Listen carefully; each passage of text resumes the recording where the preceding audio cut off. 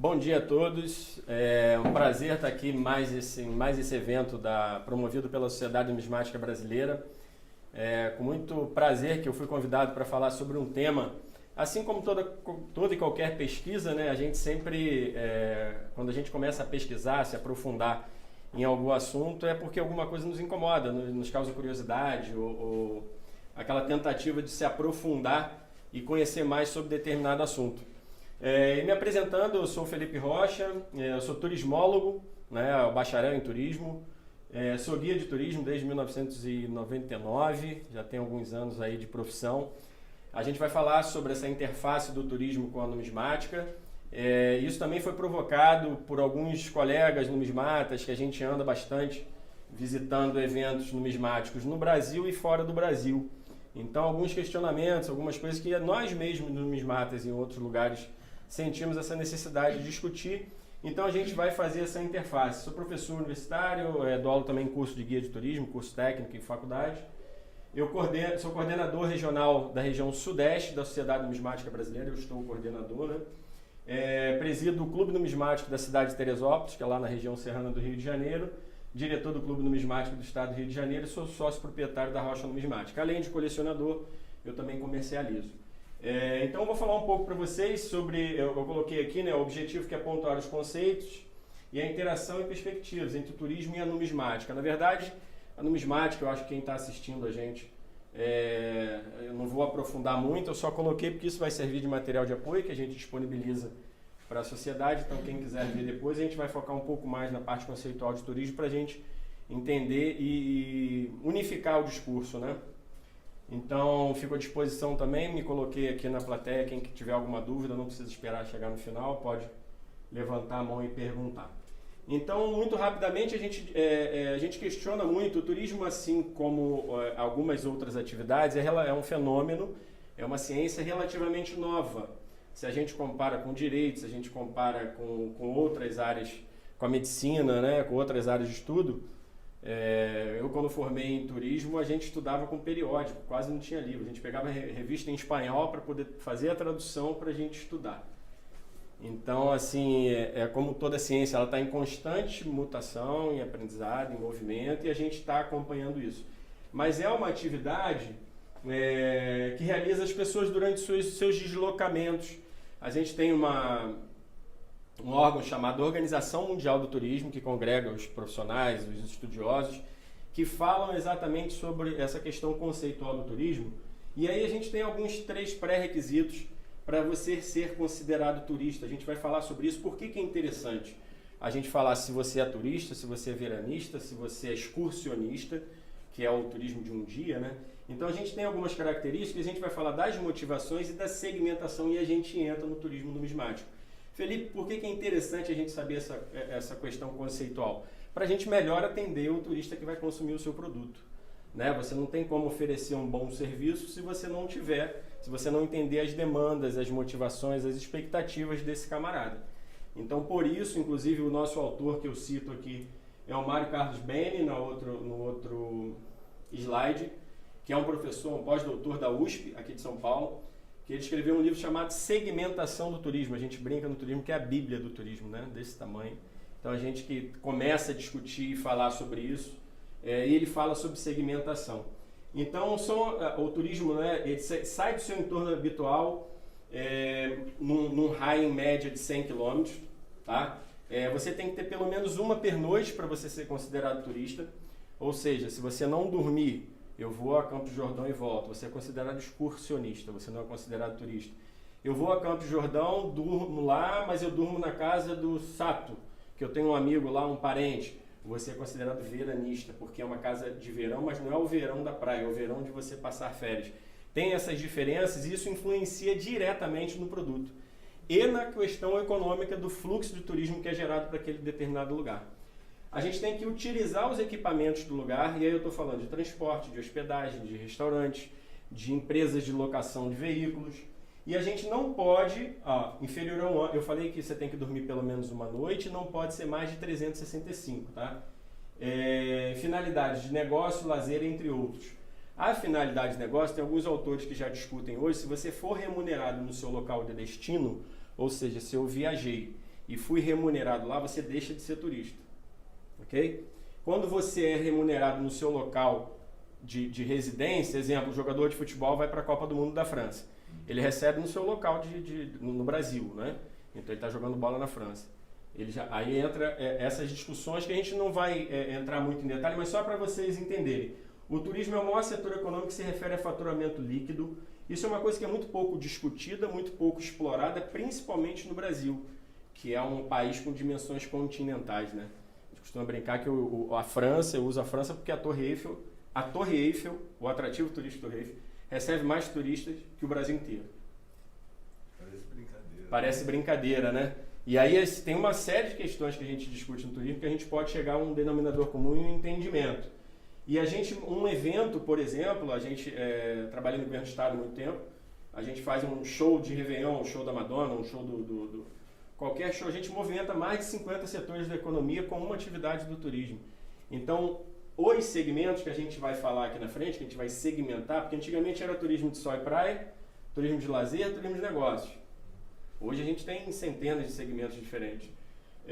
A gente movimenta uma quantidade muito grande de dinheiro na economia daquele determinado lugar.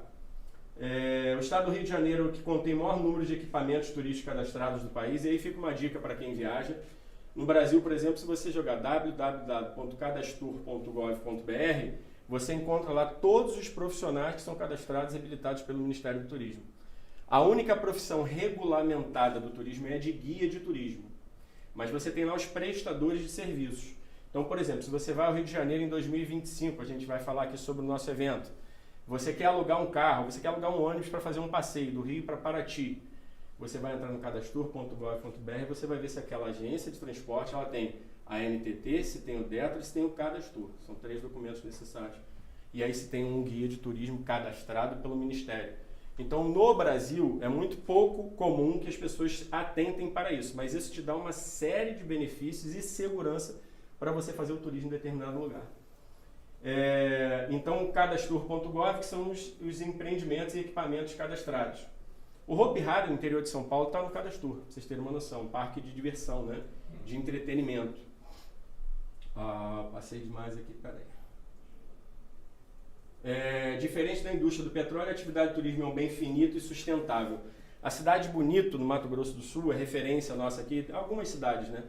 Que há 20 anos eles ganham o prêmio de melhor destino do Brasil de turismo sustentável. Então, foi feito um trabalho antigo deles lá de captação, inclusive de captação de eventos para a cidade.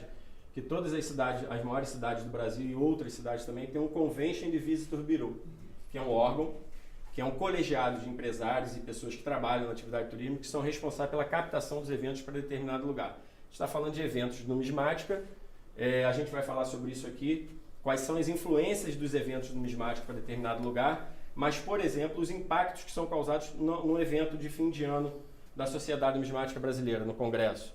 A gente tem a ideia de começar a aferir isso e ver de como que isso impacta economicamente determinado lugar.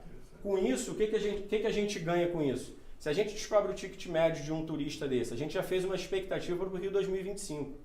Eu vou dar o spoiler, que a gente vai falar aqui, que é de mais ou menos $5.000. Não é pouco dinheiro. E aí o cara ficar 7 dias, 10 dias, porque são quantos dias de congresso, Oswaldo? 7 dias, 5 dias? São bastante tempo. E aí a gente tenta, já fazendo uma prospecção, com o que a gente consegue de parceria com isso? Se eu chegar para uma secretaria, um órgão público e falar, olha que eu estou impactando o seu lugar, né, em 7 dias que vão ter pessoas de 30 países do mundo, uma expectativa. Então isso tudo tem que ser discutido, planejado e pesquisado antes. Promove o intercâmbio cultural e minimiza problemas de conflitos étnicos e religiosos, dentre outros. Segmento com mais de 50% da receita gerada da atividade de turismo é o turismo de eventos. E aí fica a reflexão. Inclusive eu conversei com um dos responsáveis. São Paulo é a cidade do Brasil com a maior quantidade de eventos realizados e assim que gera mais recurso, mais divisa. Eu conversei com um dos responsáveis por esse projeto, que é um projeto de 30 anos atrás, que foi implementado na capital, e ele dizia isso: hoje os eventos esportivos, os eventos de alimentos e bebidas são eventos muito lucrativos. E aí a gente vai falar de turismo, a gente pode já começar a fazer uma interface com a numismática, né? Palavra-chave para a gente detectar alguma coisa, se a gente discutir se a gente vai viajar, se a gente vai para Ilha Grande, se a gente vai para Bonito, se a gente vai para qualquer outro destino, é motivação. E aí o profissional de turismo ele tem que ter essa capacidade de fazer essa leitura. Eu sou guia de turismo, como eu falei, já há mais de 25 anos. Então eu tenho um grupo que aparentemente é um grupo homogêneo. Vamos transportar isso para a numismática sempre. A gente faz uma excursão para o Peru, né? A gente vai ter um congresso no Peru, são 4 dias de evento. Eu, por exemplo, eu até coloquei aqui para botar água na boca dos colegas. É óbvio que eu já estou lá e vou esticar mais 4 dias, que eu vou a Águas Calientes, eu vou a Cusco, eu vou a Machu Picchu. Eu estou lá, né? E aí, o César Corales, que é um grande anfitrião, amigo nosso lá, ele trabalha com turismo também. Eu falei, César, a gente tem essa necessidade de a gente chegar e ser amparado. Não é um país que a gente tem conhecimento, não é sempre que eu estou no Peru. E aí a gente com um amigo fazendo um pacote turístico, mandando, a gente se sente muito mais seguro e otimiza a nossa estada em determinado lugar. Então qual é a motivação? Num grupo de 30 pessoas no ônibus, pode ser que aquele grupo que aparentemente é homogêneo tenham necessidades e anseios e motivações diferentes. O Sato pode ir para fotografar, o Paulo pode ir para estudar, o Oswaldo pode ir para dar palestra, você pode ir para comprar moeda. Então, o profissional de turismo ele é fundamental nesse processo de identificação das motivações de quem está viajando. Porque ele atende melhor, ele otimiza a sua estada em determinado lugar. Isso não é um trabalho simples, é um trabalho que requer mais pesquisa, mais dedicação, mais contato, o pré-evento, né? Vamos falar que o Rio 2025, uma semana de eventos, tem o pré-evento. Então, por exemplo, eu vou para Lima e eu e o César conversamos e ele falou, o que você quer ver em Lima? Falei, primeiro que você me sugere, eu falo o que eu quero ver. E aí, posteriormente, a gente sentou e redigiu um roteiro. Esse roteiro foi redigido a 2 mãos. Do profissional de turismo que está naquela cidade e do numismata e quem vai fazer turismo também lá. Inclusive, eu e o Sato já estamos programando o Japão ano que vem. Se tudo der certo, a gente está profetizando, né, Bruno? E aí eu vou dizer para vocês por que me causou o que me motivou a discutir o Japão, por exemplo. Na pesquisa, e aí o que a gente teve de necessidade até para embasar esse questionamento? Porque isso que a gente está começando a fazer hoje foi uma provocação que a gente discutiu na própria SNB, dos eventos que o Pelizari comentou que no Bicentenário da Bahia foi a primeira vez que foi observado que um roteiro turístico foi proposto para os participantes do evento. Né? A gente discutiu sobre isso e falou, olha, por que não a gente fazer? E outra coisa, eu sou do Rio de Janeiro, eu tenho, se eu conversar com 10 pessoas aleatoriamente, 5 pessoas não foram ao Cristo Redentor. Sim. Por incrível que pareça. E moram no Rio de Janeiro. Então, a gente não está falando só o turismo externo, a gente está falando também o turismo interno. E a gente conseguir agregar essas 2 coisas é fantástico, é fundamental. E aí o que a gente questionou? A gente mandou a pesquisa, inclusive algumas pessoas aqui receberam. Primeira coisa, quais são os 5 maiores eventos do mundo? Na sua opinião, há de se levar em consideração, porque a sua motivação é uma, a do Bruno é outra, a do Rodrigo é outra, cada um tem uma motivação para viajar. O Sato, por exemplo, ele não viaja para comprar moeda para vender. Então, assim, o objetivo dele não é esse. Mas pode ser que tenha um amigo que é comerciante, eu fui passear, mas eu também trouxe moedas para revender no Rio de Janeiro, no Brasil. Então essas que são as nossas motivações. E nessa pesquisa, a gente perguntou, inclusive quando eu tabulei os dados, eu coloquei apenas dos eventos, porque 100% das pessoas entenderam que existe uma lacuna, que existe uma brecha para um profissional de turismo atuar junto com o profissional de numismática, com os gestores e com a Sociedade Numismática Brasileira. Você vem ao Rio de Janeiro, você vai a São Paulo, a gente vai a Minas Gerais e Ouro Preto. Ok, mas a gente tem alguma coisa para fazer depois daquilo ali? Depois da reunião, do congresso, da mesa de comercialização? A gente já está lá, né? E essa pesquisa, o objetivo era exatamente esse. Principalmente detectar os 5 maiores eventos do mundo, levando em consideração. E aí que me causou... eu fiquei bem impressionado com algumas respostas. E aí a gente pega as respostas, né, de várias pessoas. O Cristiano, o Hilton, o Oswaldo, o Bruno, o Sato, várias pessoas, o Paulo Abreu, então foram várias pessoas, o Joel, o Mesquita, são pessoas que têm experiência em viajar internacional. O Leandro Nes, né? Isso aqui a gente já falou. E a segmentação. E aí a gente entra no... Felipe, que termo é esse? Quem que já discutiu isso? conversando, existe um livro que fala sobre, exatamente, é um livro de um norte-americano, que o título do livro é esse segmento, que é o turismo numismático. Inclusive, o Wilton já comprou esse livro, vai chegar e vai ser base também para a gente dar continuidade a essa pesquisa, escrever um artigo. Você já leu? Sim. Então a gente vai falar sobre isso, ou seja, não é uma coisa que a gente descobriu, que a gente inventou, a gente vai dar continuidade a um assunto que já vem sendo discutido. O Mário Carlos Bene, que eu falei para vocês que é da USP, ele fala que a ideia da segmentação é exatamente essa. Felipe, o turismo numismático ele pode ser inserido dentro do turismo de negócio, porque as pessoas vêm fazer negócio. Pode ser inserido. Mas por que a gente disseca essa segmentação? Para melhor atender o turista que vem com a motivação da numismática. Então, exemplo, a gente esboçou, entendam o seguinte, isso aqui é um pontapé inicial da discussão desse segmento do turismo, né? A gente esboçou um roteiro, por exemplo, para o Rio 2025 no Rio de Janeiro.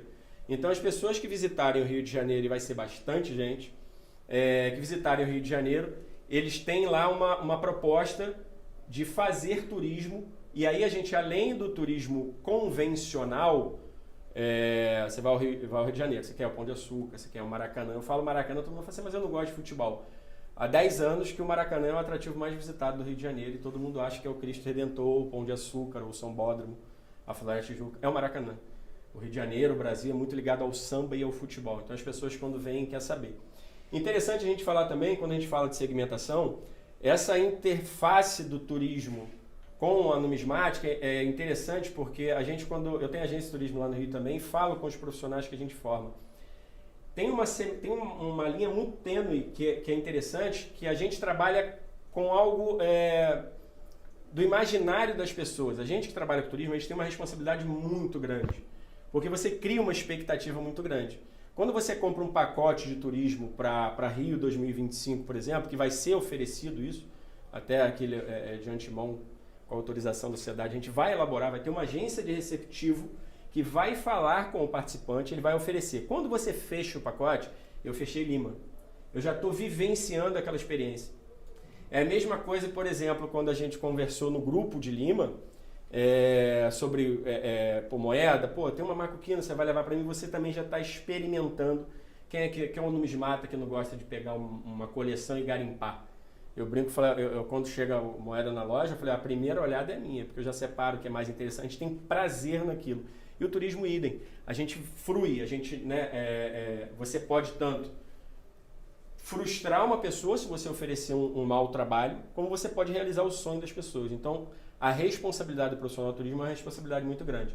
E a gente acha também que a numismática, ela parte muito dessa premissa, você cria expectativa muito grande. Por exemplo, a gente quando foi a Potosí, a gente queria ir no Cerro Potosí, porque a gente sabia que a prata saía dali, foi prata que circulou no mundo, cunharam moedas que foram recunhadas no Brasil, que são os patacões de 960, a gente cria uma expectativa. Que isso é muito interessante, que é uma interface do turismo com a numismática. Então, a segmentação eu já falei, e a importância da gente segmentar, da gente dissecar isso, de entender essa pesquisa que a gente começou, a gente vai fazer através da Sociedade Numismática Brasileira, essa interlocução com as pessoas que viajam para os eventos no Brasil, que viajam nos eventos pelo Brasil, o turismo interno, para tentar entender a cabeça de o que está faltando, o que a gente pode fazer para melhorar, para otimizar melhorar a sua estada em determinado lugar. A gente já falou sobre isso, o colecionismo é capaz de promover o turismo e vice-versa? Acredito que sim, né? As pessoas viajam por as motivações, e uma das motivações de você viajar é a numismática, é o colecionismo de uma maneira geral. 2 entrevistados, eu entrevistei 16 pessoas nesse primeiro momento. Tive muito cuidado para tabular esses dados e levar em consideração tudo que cada um falou e pelo seu ângulo, pelo seu ponto de vista. E aí um dos entrevistados falou, Felipe, você imagina que Hong Kong recebe 30 milhões de turistas, né? Isso oficialmente, ok? A gente quando fala que o Brasil recebe 6 milhões de turistas, a gente pega junto à ANAC a quantidade de voos que tem para o Brasil, a gente pega pelas empresas que fazem cruzeiros, quantas pessoas entraram, tudo oficial, rodoviário, fora as extras oficiais. Aí você fala assim, a gente vai para um evento em Hong Kong, que é um evento gigante, não faz nem, um dos entrevistados, isso não faz nem, né, cócegas. ok? Mas a gente não está pensando, a gente está pensando em agregar. E aí entra uma coisa muito interessante, que é o calendário de eventos, e eu estou falando como profissional de turismo.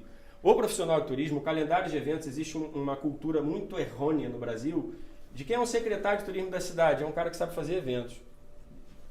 O evento é uma ferramenta para desenvolver o turismo. E o calendário de eventos, ele trabalha exatamente a sazonalidade daquele lugar. Então, se eu for à Ilha Grande, à Angra dos Reis, me dá o seu calendário de eventos. Essa semana aqui não tem evento, vamos botar um congresso numismático aqui. Ou seja, você está gerando fluxo por um determinado período que aquela hotelaria estava esvaziada, que o restaurante não estava atendendo, que não tinha, o artista não era contratado para fazer um show. Então a gente com os eventos numismáticos, a gente pode fazer isso também, levar em consideração, pega o calendário de eventos da cidade e aí você vai ser mais visto, mais bem visto por aquela população receptora. E aí entra o papel do Convention Bureau, que vai ser um parceiro nosso nesse projeto. E aí a definição eu só coloquei como um material de apoio, né? E a gente fala do segmento de turismo numismático, a gente está falando essencialmente de história e cultura, né? Então é um outro segmento do turismo cultural que a gente desenvolve. E aí entrando no trabalho de pesquisa, eu coloquei mais ou menos, para vocês terem uma noção, em percentual, a Ana foi unanimidade, as 16 pessoas entrevistadas, e a gente tem uma perspectiva de entrevistar mais 16 esse mês, então a gente vai para 32 e sempre tabulando e melhorando. Isso vai gerar um artigo que a gente vai publicar na revista da SNB. A Ana foi o único evento de unanimidade, né, que é nos Estados Unidos. Em segundo ficou a Feira de Berlim, entrevista. Depois o Porto. Eu fiquei me questionando, porque eu já fui ao Porto algumas vezes, né? E a gente vê muita moeda no Porto, moeda portuguesa. Né? Em Berlim, Verona, por exemplo, que está citado aqui também em algum lugar. Verona aqui, com 18%. Verona eu encontrei moeda do mundo inteiro. Hong Kong você encontra moeda do mundo inteiro. E aí tem essa questão que a gente tem que levar em consideração também, a nossa, né, nessa relação luso brasileira, né? Então a gente tem uma questão da linguagem, então a língua influencia de você viajar para Portugal, você vai viajar para Itália, né? Isso tudo influencia e nós como profissionais de turismo tem que levar isso em consideração também na análise desses dados. E aí a FAN, na Flórida, o evento de Nova York também foi bem citado, tem um errinho ali, depois eu conserto. O Congresso Brasileiro de Numismática, que na verdade o que a gente fez? A gente tentou fazer de uma maneira, um apanhado geral, e até me surpreendeu o congresso, porque todas as pessoas que foram entrevistadas, que fique claro isso, têm experiências de eventos internacionais. Então você vê a pujança e a força do Congresso Brasileiro de Numismática em dezembro, que é o evento que acontece organizado pela sociedade aqui em São Paulo, né? A gente está aí com 36%. A convenção de historiadores numismáticos, e aí essa questão da relação, né, teve Cartagena, teve outros eventos acontecendo, que inclusive foi captado foi um trabalho em conjunto da sociedade para trazer esse evento para o Brasil, no Rio de Janeiro. Foi citado também, e inclusive foi na frente do Hong Kong, né? Foi mais citado do que o evento de Hong Kong, que é um mega evento, né? Eu conversava com o Zay há pouco tempo, ele falou que tem box lá que tem 200, 300 lojas de numismática num shopping. A gente está falando de um universo enorme, vasto. E informalmente, além das pesquisas que eu fiz, eu conversei informalmente com algumas pessoas, inclusive com o Zay, que é uma experiência da China, né? Que se não é o maior colecionador do mundo, perde para a Rússia ali, se não me engano. Já foi feito um trabalho de pesquisa assim também. E aí veio de Verona. Verona eu fui por 2 anos consecutivos, também achei um evento muito interessante. E a gente tem que levar em consideração, isso está sendo discutido, que também é interessante frisar, existe a questão da segurança e a sensação da segurança. Isso é fundamental, eu lembrei por causa de Verona. As informações que me davam de Verona eram muito ruins, né? Questão de segurança. E aí a gente tentou entender o que acontecia em Verona. Assim como as pessoas podem se questionar, fazer um evento dessa magnitude no Rio de Janeiro, e o Rio de Janeiro tem uma sensação, a mídia leva uma imagem muito ruim do Rio de Janeiro. Isso tudo a gente vai levar em consideração e a gente vai estar informando, vai estar dando dados estatísticos e científicos do porquê da escolha da cidade, etc. Sevilha, na Espanha, eu achei interessante também ter citado Sevilha, e foi citado também como as moedas clássicas, que muitas pessoas visitam Sevilha porque são colecionadores de moedas clássicas, e aí tem uma questão de conseguir bastante moeda lá, e eu desconhecia isso. E aí vai atravessa o Marrocos antes ali, que é um território que está na Espanha, mas é da Inglaterra, fugiu agora. Ceuta e Melilla. e ali também tem uma quantidade, tem produção bastante de moedas e tal, e aí criou-se um roteiro, olha, que já existe, a gente só vai transformá-lo num roteiro. E a de Munique. E aí outros 55%. Tá? Aqui eu coloquei já em gráfico para a gente ver, que vai ficar de material de apoio, né? Isso aqui eu falei no início da nossa apresentação, é importante observar que o foco, né? Qual é o foco de cada entrevistado, qual é a área de pesquisa, qual é a motivação, qual é a abrangência dessas pessoas e disponibilidade. É importante a gente falar sobre isso. Qual é a tua disponibilidade de tempo para viajar e qual é a sua disponibilidade de recursos para você viajar. Às vezes você tem tempo para viajar e você não tem recurso. Às vezes você tem recurso e às vezes você não tem tempo. Então tem que coadunar alguns fatores para que dê certo a sua ida a esses eventos. E aí os apontamentos das pesquisas. Mais de 93% dos entrevistados acreditam que o turismo local é impactado com as viagens a negócio e colecionismo impulsionado pela numismática. Felipe, os 7%, a gente calcula aí 16%, quem for bom de matemática já faz a conta na hora. 2 pessoas falaram o seguinte: Felipe, quando eu vou aos eventos, e aí são comerciantes, eu não fico seguro de deixar o meu material no hotel e sair para fazer turismo. Isso foi a primeira questão colocada. Então a gente falou lá da segurança, da questão da segurança, que a gente vai usar isso, a gente vai implementar toda essa pesquisa no Rio 2025 e em outros eventos até o Rio 2025, né? De que maneira que a gente pode minimizar essa sensação de insegurança desse camarada? E realmente procede. Você vai deixar, eu estou aqui em cima dando a palestra, meu material está lá embaixo, mas é porque eu confio numa pessoa que está guardada, porque eu estou expondo no material no evento. Então, uma coisa, Bruno, que a gente tem que discutir junto à sociedade, eu tenho certeza que isso já permeia a cabeça das pessoas que estão à frente desse evento. E o segundo foi o seguinte, que as pessoas permanecem muito... São 2 aspectos que não deu 100% ali, que me causou estranheza, e eu liguei para as pessoas. Cara, vamos falar mais sobre esse assunto aqui, porque para mim todo mundo tinha a sensação, cara, eu estou lá, eu vou visitar, eu vou passear. Eu não vou para Cartagena, não vou deixar de fazer turismo. Pô. Quando é que eu vou voltar a Cartagena? Vou fazer um passeio de barco, eu vou jantar, eu quero conhecer cultura típica, música, dança, óbvio. Né? E aí, por que não? Primeiro foi essa questão da sensação de insegurança, que exatamente são os numismatas ou os colecionadores que compram e têm medo de deixar essas moedas nos seus hotéis. Em segundo lugar, que as pessoas falaram, você está em determinado lugar e você viaja muito. Então você destina muito tempo da sua vida aos eventos, aos negócios, e você quer voltar logo para estar em casa com a sua família. E aí, o que parece ser um empecilho para nós profissionais de turismo é uma oportunidade. Por que não a gente pensar roteiros para a família? Então, quando a pessoa... Então, só uma pergunta. E se a gente considerar que simplesmente a pessoa sair à noite para ir jantar em algum local, isso já é um impacto no turismo? Sim, sem dúvida. O Bruno perguntou se você simplesmente sair, eu estou repetindo, Bruno, por causa do microfone. Se você sair para jantar à noite, já impacta o turismo. A gente falou no início aqui que o Rio de Janeiro é o maior estado com os prestadores cadastrados, que isso para a gente é muito legal. Você sabe onde você está indo, você tem uma segurança maior. E os restaurantes, alimentos e bebidas dentro da área de eventos é o que mais gera lucro. A gente organiza eventos, a gente sabe quanto que é um galão de água de 25 litros aqui. Você vai comprar um galão de 20 de água aqui dentro, dá para você comprar 10 lá fora. Uma garrafa de café aqui dentro, então, e eu estou dando um exemplo muito simples. Um salão de um evento, porque as pessoas que não organizam o evento não têm a dimensão e o trabalho que se tem para organizar um evento desse. A responsabilidade, o pré-evento, o evento e o pós-evento. Você vai ter que vir aqui depois de segunda-feira buscar o material que você trouxe. Você tem que alugar a casa, tem pessoas, tem toda uma logística, uma dinâmica. Então, óbvio que o impacto ele já é gerado. Isso é indiscutível. E esse dado é muito interessante, voltando à questão que para nós é uma oportunidade. A minha esposa, por exemplo, ela não curte muito numismática. Ok, lícito, ela tem um café. Então eu vou tentar descobrir em determinado lugar onde que tem um café muito interessante. Se eu for para a Colômbia para um evento, vamos fazer um roteiro, que no Rio de Janeiro tem alguns roteiros de turismo, para visitar café. Quem tem plantação de café, degustação de café. Então eu estou aumentando, o que era um problema, eu estou aumentando, vamos levar a sua esposa e seu filho para fazer turismo no Rio de Janeiro. Enquanto você está no evento, a sua esposa está passeando. Por que não, durante os eventos, a gente oferecer roteiros concomitantes ao evento do Rio 2025 acontecendo em Copacabana.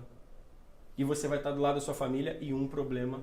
Então a gente está vendo perspectivas, possíveis problemas que se tornam oportunidades para a gente desenvolver. 100% dos entrevistados apontaram negócio, compra e venda como principal motivação. Então, que você não venda moedas, mas você vai lá e vai aproveitar e vai comprar uma moeda para sua coleção. O Potosí, eu queria trazer uma macuquina, pelo menos umazinha, bonita, né? Eu tô ali, e outra coisa, eu comprei essa macuquina aqui, sabe aonde? Em Potosí. Eu posso até achar uma macuquina mais bonita aqui embaixo, sabe? Mas essa aqui, essa prata saiu daqui desde 1570, se explora prata pelos espanhóis, né? Já se explorava antes. Naquela mina, mas eu comprei aonde sai a prata. Então é muito simbólico para gente que trabalha com isso.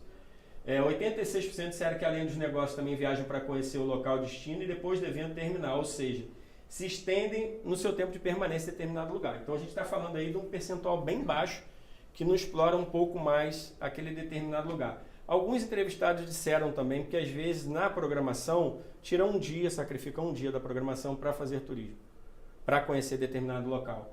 93% dos entrevistados disseram desconhecer qualquer oferta de pacote turístico. Isso aqui é um ponto que tem que ser levado muito em consideração e a gente discutir. Niterói, quando a gente fez o primeiro encontro lá em 2018, a gente ofereceu e não absorveram a proposta que a gente ia colocar uma van em parceria com a Neotour, que é a empresa de turismo de Niterói. Inclusive seria gratuito o passeio e não teve essa pesquisa, essa demanda. Tentar entender por quê. Né? Não sei se foi o tempo hábil que não foi pensado, mas a gente, para o Rio 2025, a gente tem sim como fazer isso. 79% dos entrevistados disseram ver com bons olhos a ideia de oferta dos pacotes turísticos, tanto no segmento turismo numismático como em outros segmentos.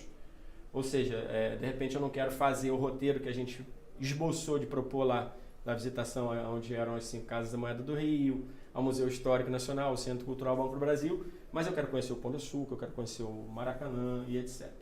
E aí o que me chamou muita atenção, que 2 pessoas falaram sobre esse evento e eu comecei a pesquisar esse evento. E foi muito bem falado, as pessoas comentaram muito bem desse evento, é sempre na segunda quinzena do mês de abril. Por isso, Oswaldo, eu já falei que minha viagem vai ser não é à toa, né, que a gente pode casar as duas coisas. O Japão é um país fantástico, a gente tem muitas boas informações sobre o país, e por que não a gente casar uma coisa com a outra? Inclusive, para quem é do mercado de numismático, mercado varejo, dizem que é uma excelente feira, e quem falou tem um know-how bem especial e conhece a feira. Né? Então ele falou, cara, atente, porque isso aqui possivelmente vai ser uma das maiores feiras de turismo, tirando as tradicionais, no mundo. Então tá no radar e fica aí também para a gente discutir e apresentar isso. Aqui eu peguei algumas fotos de lá, não é uma feira pequena, vocês podem ver aqui, ó. Olha a quantidade de mesas. Né? E aí a gente está convencendo os amigos lá para fazer o receptivo da gente, para viajar conosco. Já estamos quase encaminhados para isso. Precisa de psicólogo lá, viu? E aqui, olha, o estudo de casa, eu já falei, eu só coloco material de apoio. Isso aqui é a proposta que o César mandou para mim. Então, tá pequeno, mas quem quiser a apresentação vai ser disponibilizada, né? Aqui tá desde 2 dias antes do evento, né? Que vai receber a gente vai fazer uma visita nas lojas, né? E aqui, eu botei um pouco maior, mas também não vai dar, não sei se vocês vão perceber. Um dia depois do evento acabar, eu já subo para Águas Calientes. Vou para Cusco, Águas Calientes, depois Machu Picchu. Então, assim, desde da concepção do roteiro até a compra dos pacotes, eu deixei a cargo do receptivo, que vai ser o César, que também é um grande numismata da cidade, né, do país, lá do Peru. Então, esse aqui é um estudo de caso bem interessante, para a gente ver que a coisa já acontece e isso está muito incipiente, mas a gente quer ordenar para melhor otimizar e melhor atender esses turistas que vêm aí. E aí, para não deixar de falar, não sei se foi a motivação, mas com certeza foi a principal motivação. A gente tem uma responsabilidade muito grande e já foi falado isso por diversas vezes pelos membros da Sociedade Brasileira e outros numismatas. A 5ª Convenção Internacional de Historiadores Numismatas, que vai acontecer de 2 a 6 de setembro no Rio de Janeiro, a gente acredita que vai ser um divisor de águas na numismática no Brasil.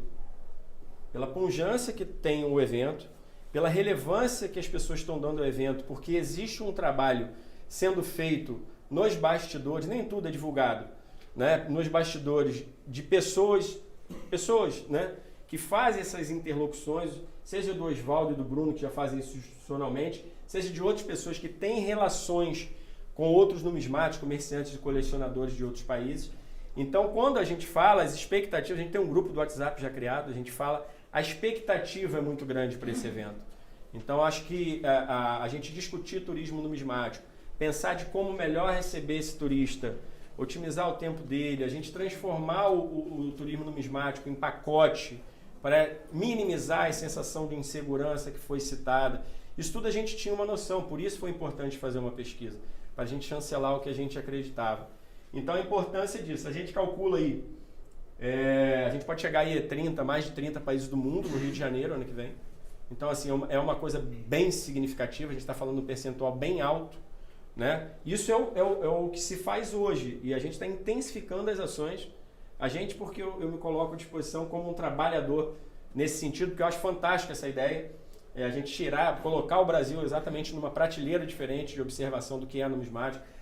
Poucas pessoas sabem o que acontece no Brasil, da seriedade de ter uma sociedade, né? Das pessoas levarem isso em consideração, tem 100 anos de sociedade, não é uma sociedade qualquer, né? A gente calculou, a gente fez uma perspectiva de um gasto médio aí de $5.000, eu estou falando dólares, tá? De uma semana de estada no Rio de Janeiro.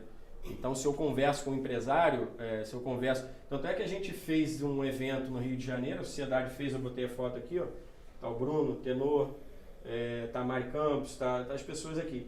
Esse evento foi organizado no principal destino turístico do Brasil. O Cristo Redentor, ele não representa o Rio de Janeiro, não representa os católicos, ele representa o Brasil. Ele está de braços abertos porque ele diz o seguinte: vocês são todos muito bem-vindos aqui. E foi um empresário, que é um amigo Sávio Neves, que nos recebeu lá. Então, quando você fala com o empresário, ele sabe da magnitude desse evento e de outros que podem vir. A gente está falando de $5.000. Então, se a gente colocar uma média de pessoas razoável, o que a gente deixa naquela cidade? Isso tem que ser levado em consideração. E outra coisa, aqui não está incluso o que você compra e vende de moeda. Atenção, hoje eu peguei uma moeda aqui embaixo de R$1.200.000 na mão. Tirei até uma foto. Dizer, olha, a peça da coração já passou na minha mão. Falei, já posso falar que uma peça da coração passou na minha mão. Então, isso é porque ela ainda tem um defeitinho lá, né? Que foi Mas é isso, é a elaboração do roteiro do segmento turismo numismático no Rio de Janeiro, e aí a gente busca o histórico-cultural. E a gente já está encaminhando para o final. A gente colocou aqui como algumas opções, e a gente vai roteirizar. Dentro do turismo, a gente tem algumas etapas. A roteirização e a precificação são as duas últimas. Então, o Museu Histórico Nacional é um lugar que tem que ser visitado por quem gosta de numismática e vai estar no Rio de Janeiro. O Centro Cultural Banco do Brasil, que tem uma exposição permanente de numismática, inclusive foi recentemente reinaugurada, né? O IHGB, que é o Instituto Histórico e Geográfico do Brasil, que tem como patrono Dom Pedro II. E tem uma coleção enorme de condecorações e comendas e etc. E está tudo ali pertinho, né? Então, são roteiros que vão ser feitos a pé, provavelmente no centro. E aí eu coloquei aqui, até pedi ajuda do Bruno, de outros estudiosos, de pessoas que pesquisam, as 5 casas cunhadoras de moedas no Rio de Janeiro, né? Parafrasear, né? O Rio de Janeiro foi o único estado, o Brasil, né? A gente tem as 5 casas que a gente cunhou moeda nos 4 períodos históricos, né? Que foi no Colônia, Reino Unido, Império e República. Então, o Rio de Janeiro passou por esses 4 períodos. E a gente tem aqui a antiga... E aí eu comecei a pesquisar já, porque para a gente transformar isso em roteiro, a gente tem que ter conhecimento do que vai ofertar. A Casa dos Pássaros me causou um pouco de desconforto, que eu falei, eu descobri que ela foi demolida. E é lá no Senhor dos Passos e é um estacionamento hoje. E a gente pesquisa aqui, pesquisa dali, a gente achou a fachada dela com um portão que está exposto no Jardim Botânico. Então é um lugar que a gente pode visitar o Jardim Botânico e só que eles divulgam como Casa de Belas Artes, Escola de Belas Artes. Só que antes de ser a Escola de Belas Artes era a Casa da Moeda. Então tem alguma coisa material, né, para a gente discutir. O prédio aqui é o Arsenal da Marinha, a gente consegue acesso, Paço Imperial. Inclusive tem referência lá, né? A Casa dos Passos a gente está descobrindo, mas já descobrimos pelo menos um pedacinho para a gente visitar. O Arquivo Nacional, lá no Campo de Santana, e a Casa da Moeda do Brasil, que é lá, né, perto. E aí vai um parênteses, não é um lugar fácil de se visitar por questões de segurança, mas a gente teve recentemente, a gente visitou porque a sociedade enviou ofício com o nome das pessoas, etc. Aí eu coloquei mais alguns lugares, Real Gabinete Português, a Granado, né, a gente quem coleciona ficha, tem a Granado, né, a Perfumaria do Imperador. Então tem ali, do lado da Praça 15, a antiga Rua Direita ali, né, que é 1º de Março, Tem a Igreja da Candelária, que tem peças belíssimas, medalhas belíssimas falando. Tem a Santa Cruz dos Militares, que é do lado. Então, o céu é o limite para a gente criar esses roteiros, e a Biblioteca Nacional. Eu termino aqui a apresentação. A gente fala que eu gosto muito dessa frase, né, que diz que toda grande caminhada começa com um simples primeiro passo, né? Então, eu acho que é isso que a gente está fazendo aqui. A gente está dando o pontapé inicial, que eu falei no início da apresentação. Como toda ciência, toda pesquisa ela é mutante, ela está a todo momento sofrendo alterações, acréscimos. Então, tudo é bem-vindo, que as pessoas tiverem de interesse de colaborar com a pesquisa e com a formatação dos roteiros, com sugestões.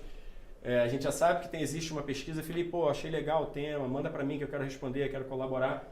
É muito bem-vindo. E aqui a gente vai passar um videozinho de 1 minuto para vocês, que fala sobre o Rio 2025, que é a nossa grande expectativa, né? A gente está trabalhando muito em cima disso. A sociedade debruçou isso como um foco, dentre outras ações que desenvolve, bem ousadas, né? As casas cunhadoras, por exemplo, não sei como é que esse pessoal fica em casa, né? Que a gente falou aqui, porque vive viajando. Então perde-se muito tempo com a sua família, então merece todo o nosso respeito e admiração por debruçar pela numismática. Então não são pessoas que ficam atrás do seu computador, atrás do seu celular, só palpitando e não fazem nada pela numismática. Então que fique a referência aqui. E a gente recebe vocês de braços abertos lá no Rio de Janeiro em 2025. Qualquer dúvida a gente está à disposição. E mais uma vez, obrigado à sociedade pelo convite. Espero ter podido colaborar aí com vocês aí, trazendo esse tema para reflexão.